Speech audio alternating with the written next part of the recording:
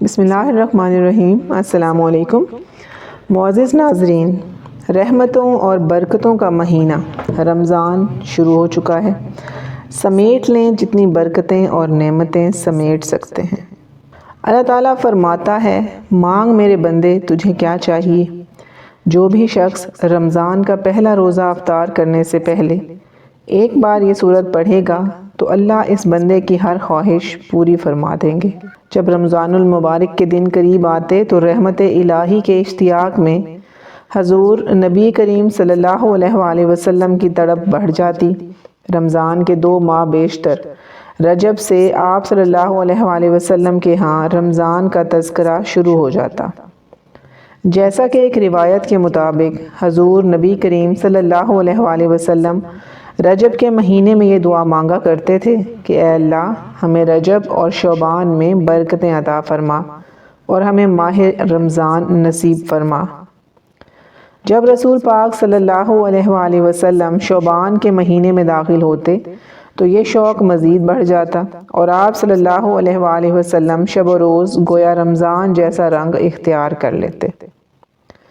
آپ صلی اللہ علیہ وآلہ وسلم کی تڑپ کا اندازہ اس حدیث سے لگایا جا سکتا ہے جس میں آپ صلی اللہ علیہ وآلہ وسلم نے رمضان کے انتظار میں شعبان کے دن گن گن کر گزارنے کی تاکید فرمائی ہے۔ حضرت عبداللہ بن عمرو بن العاص رضی اللہ تعالی عنہ سے مروی ہے کہ حضور نبی کریم صلی اللہ علیہ وآلہ وسلم نے فرمایا کہ افطار کے وقت روزہ دار کی دعا کو رد نہیں کیا جاتا۔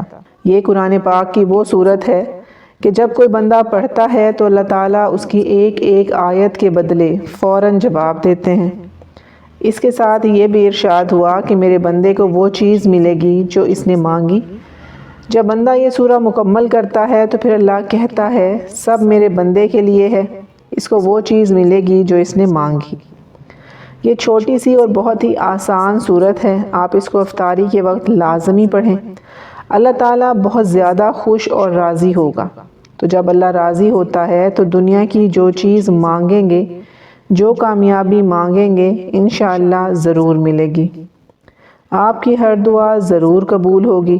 تو جب بھی روزہ افطار کرنے لگیں اس سورت کو ایک مرتبہ پڑھ لیں، اللہ تعالیٰ آپ کے دسترخوان میں برکتیں رحمتیں نازل فرمائے گا انشاءاللہ۔ دنیا کی ہر نعمت سے آپ کو مالا مال کر دیں گے۔ تو یہ سورہ فاتحہ ہے۔ اس سورت ایک دعا ہے جو ہر مسلمان کو مانگنی چاہیے۔ رسول کریم صلی اللہ علیہ وآلہ وسلم نے فرمایا، قسم ہے اس ذات کی جس کے قبضے میں میری جان ہے کہ سورہ فاتحہ کی نظیر نہ توریت میں نازل ہوئی، نہ انجیل میں اور نہ ہی زبور میں اور نہ ہی خود قرآن کریم میں کوئی دوسری سورت اس کی مثل ہے۔ مشائخ نے لکھا ہے کہ اگر سورہ فاتحہ کو ایمان اور یقین کے ساتھ پڑھا جائے تو ہر بیماری سے شفا ہوتی ہے، بے شمار رزق ملتا ہے، ہر دعا قبول ہوتی ہے۔ تو آپ بھی اس عمل کو، اس سورت کو روزہ افطار کرتے وقت ضرور پڑھیں۔ اللہ تعالیٰ ہمارے گھروں میں اور ہمارے دسترخوان میں رحمتیں اور برکتیں عطا فرمائے اور ہمیں نیک اعمال کرنے کی توفیق عطا فرمائے۔ آمین ثم آمین۔